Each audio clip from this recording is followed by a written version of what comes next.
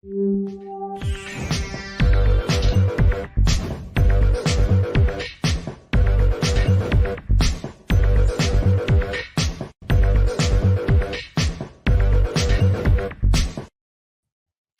everybody, welcome to the show. You know where you are, the 9 at 9 with me, Tigo. And as always, we have great experts. But I've got the expert that calls me to the mat every time. And this time, we're going to talk about privacy. Is it okay to spy on your kids?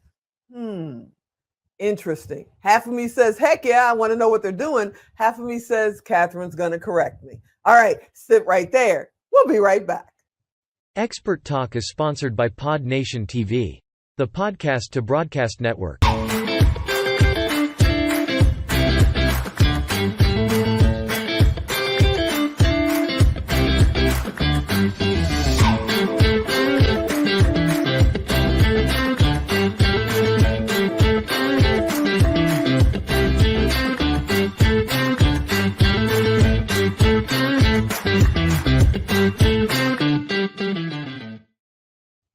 Hey, welcome back. Yeah, in this area when it's, you have Find My Phone, you can put tracking on your cars.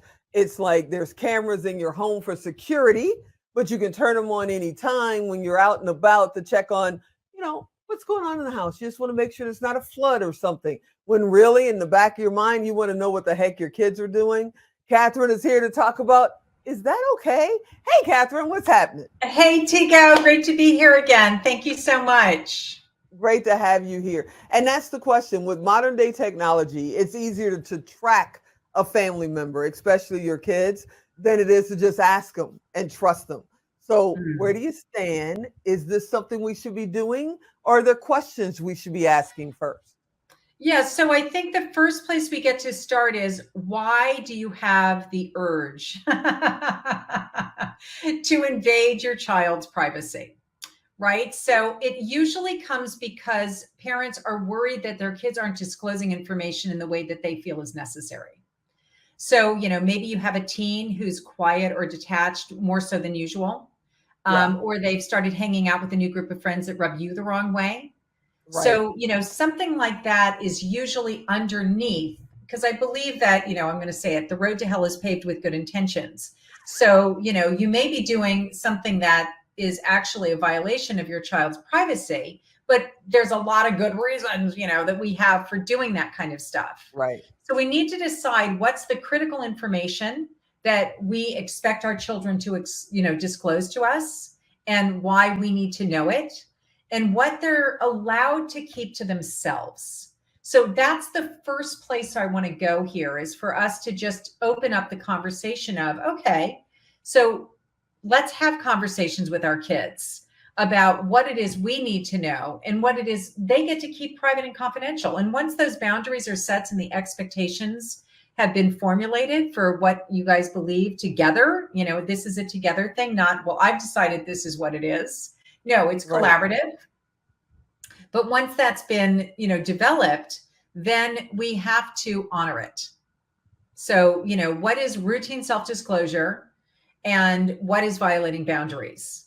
So once we've determined what children get to keep private, then one of the biggest mistakes that we make, and which research has shown to be really detrimental and to create a negative impact in terms of our relationship with our children, are when we as parents overstep that boundary that's been put in place. And their response is then to often hide things or to lie, because they don't believe that you will actually honor the agreements that have been made. No, I know there are parents out there, because in the back of my head, I'm screaming. I know there are parents out there that believe, if you're under my roof, you do it my way, and you don't have, any kind of privacy. What is that?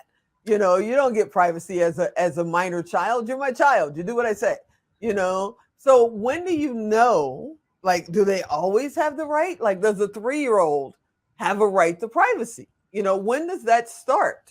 Yeah, what a great question. So, I think that when you look at developmentally a child from, little children, obviously up into their teen years and beyond, that the level of privacy does begin to change over time.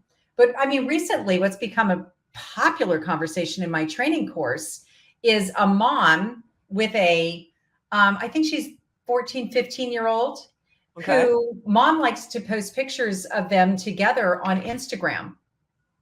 Not cool, mom. And yeah, and her daughter is like, I don't want you posting pictures of me on Instagram. And Hmm. mom feels like, but my Instagram is my life story. It's my family, it's my children, it's my profession. She happens to be a photographer. And so I look through my Instagram and it brings me so much joy. It's like a photo journal of my life. So Hmm. if I cut out my kids, that's such a big part of my life. So mom has her perspective and the daughter has her perspective, and both are real. So Yeah. how do we develop a conversation so that everybody is able to say their preference without imposing their preference on the other person? So is there a way that mom and daughter could have a conversation about, well, what would you be okay with me sharing?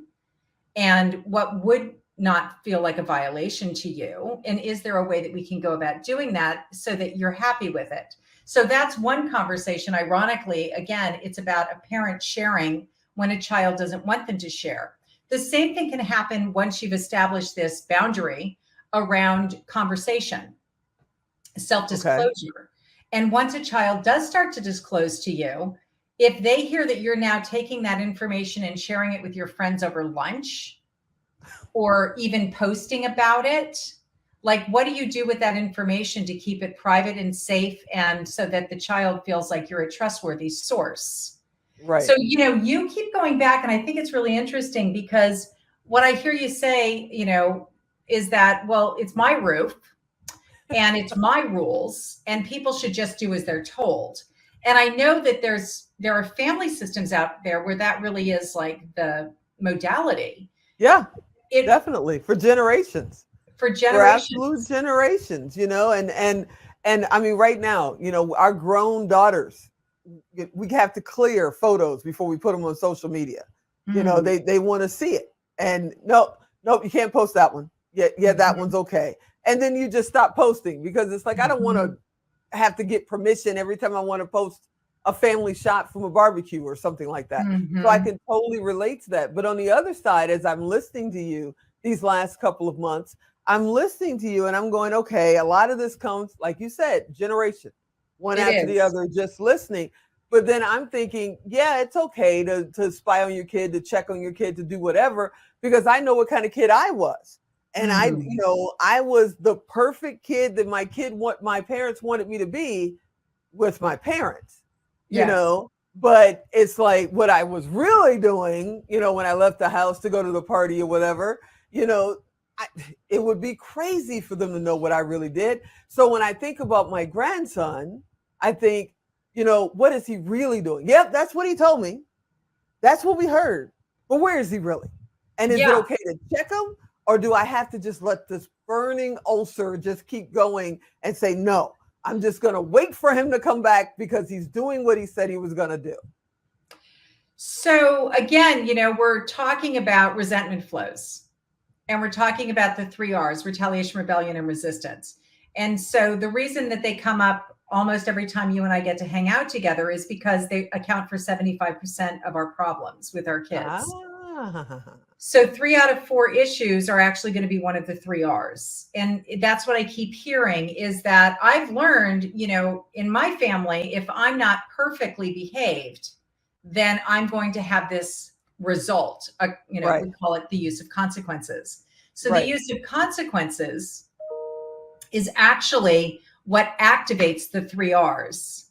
So what we want is our children to be self-disclosing and telling us about what's going on in their lives. But yet, if they're not perfect and they self-disclose, they get in trouble. So Hmm. that's where you just start to edit and not disclose, because it's too dangerous to tell the truth. If I tell you the truth, then you're going to do something to me. You're going to take away a privilege, or you're going to do, something in order to get me to change my behavior. The paradigm we're working under, this conversation is the old paradigm. It has to do with what I do to you is how I get you to change your behavior. So that's a controlling form of discipline. It's called behavioralism. And people believe that it's about what happens to someone. And that's how you change behavior. Now, I live on another planet. I live in the planet where we connect and open up to each other, and we create the atmosphere where everybody can be self-disclosing without the risk of something happening to you. If you take away that risk and there's self-disclosure, then there's connection and influence. And your children, I know from experience, my own children would say to me, just say no when I call you later. So I would be like, I didn't even know what they were calling about, but they'd call up and they'd be like, hey, Mom, can I go to the party? It's, in Stanley. And I'd be like, no. Oh my God, I can't believe it. My mom is such a downer. She always says no to me. So they would set it up so that they could blame it on me, but they actually didn't feel safe there. But they didn't want to risk social currency because it was too important to be part of the group. So they could find ways to get out of doing things that they didn't want to do and still feel like they were part of the group. So it's complicated, but everything gets back to relationship, and children are people too. So really, children will want to cooperate with us, and they will want to please us, and not because of what we're going to do to them if they don't. So, I mean, one day you and I get to go in a deep dive conversation about the use of power and control versus the use of connection and influence. Power and control reap you the harvest of the 3 R's. Connection and influence don't. Ultimately, we want self-started behavioral change. We want kids doing the right thing because it's the right thing to do. And they choose it because it's their value, not because they're in reaction to you and your power and control, and a whole nother topic, the negative view of children.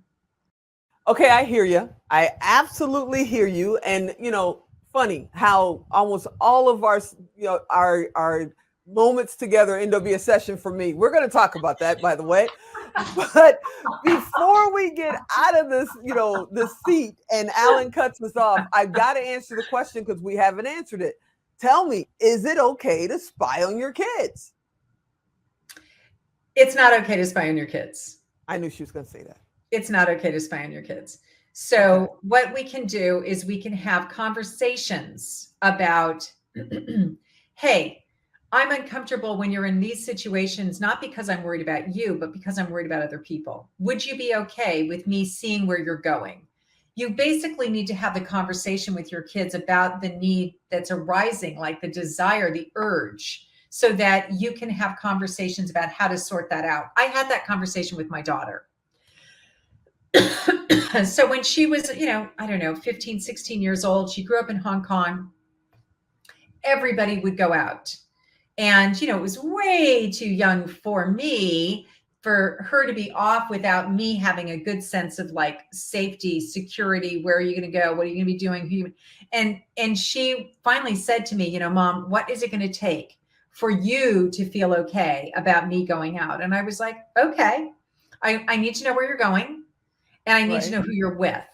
And if you leave and go somewhere else, I need you to send me a text so that I could find you if anything went wrong.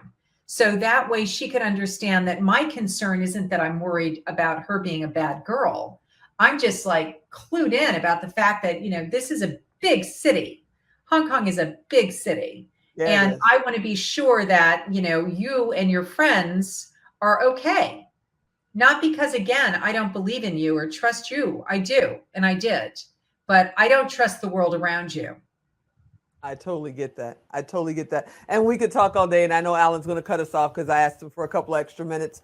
But this is amazing. I got to invite you to come back and do more sessions. More interviews with me. I know it ends up being a session for me. I get it. I'm old school. I'm learning. I'm so excited to be here. Yes.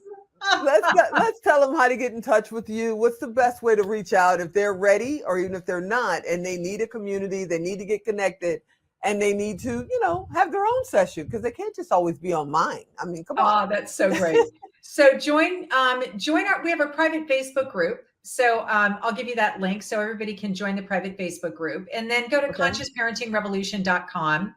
And if you want to get into my schedule, people can get into my schedule for just a discovery session to see if there's a way that they could shift the approach to conflict that could actually transform the relationship that they have with their kids.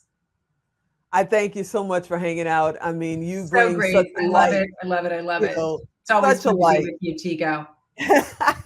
I'm sure I'm going to ask you to come back later. I hope you will come back again I will because always come back for you. these sessions are really helping me communicate better with my kids and my grandkids. Yes. So I totally appreciate you. Love that. Awesome. Thank you. Thank you. All right, everybody. If you missed the web address, you know what to do. Go to tigodirect.com, look up Katherine, look up parenting, probably look up Tigo sessions because that's pretty much what these turn out to be, as always. And you know who I am. I'm Tigo. I'll talk to you next time.